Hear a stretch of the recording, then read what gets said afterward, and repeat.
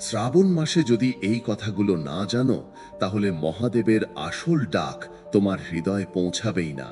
এই কথাগুলো মন দিয়ে শোনো, কারণ একটা বাক্যই ঘুরিয়ে দিতে পারে তোমার পুরো জীবন। পবিত্র শ্রাবণ মাস শুরু হয়েছে, আর এই সময়েই মহাদেব ভক্তদের হৃদয়ে ডাক দেন, উঠে দাঁড়াও, নিজেকে চিনো, শক্তিকে জাগাও।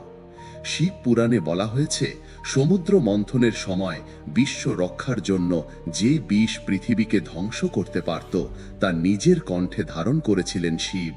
তাই শ্রাবণ মানে ত্যাগ, সুরক্ষা আর সীমাহীন ভালোবাসা। তুমি যদি ভাবো তোমার জীবন অন্ধকারে ঢেকে গেছে, মনে রেখো, অন্ধকারের পরেই আলো আসে, আর সেই আলো আমি, শিব।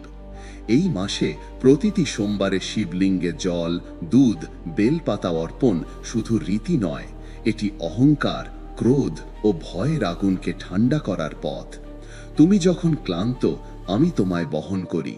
তুমি যখন কাঁদো, আমি নীরবে শুনি। তুমি যখন হার মানতে চাও, আমি তোমার ভিতরে শক্তি জাগিয়ে বলি, আরও একবার চেষ্টা করো।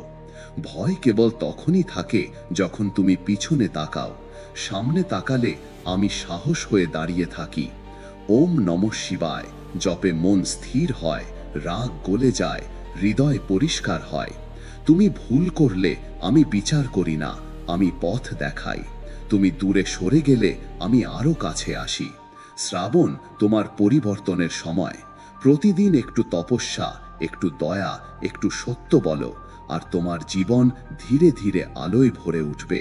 ভক্ত, তুমি দুর্বল নও, তোমার ভিতরেই আছে সেই মহাশক্তি যা পাহাড় ভাঙে, সাগর শান্ত করে। তুমি আমারই অংশ, তাই ভয় নয়, ভক্তিকে আঁকড়ে ধরো। দুঃখ নয়, আলোকে স্বাগত জানাও। শিব মানে ধ্বংস নয়, ধ্বংসের পর নতুন সৃষ্টি। শিব মানে শেষ নয়, অন্তরের নতুন শুরু।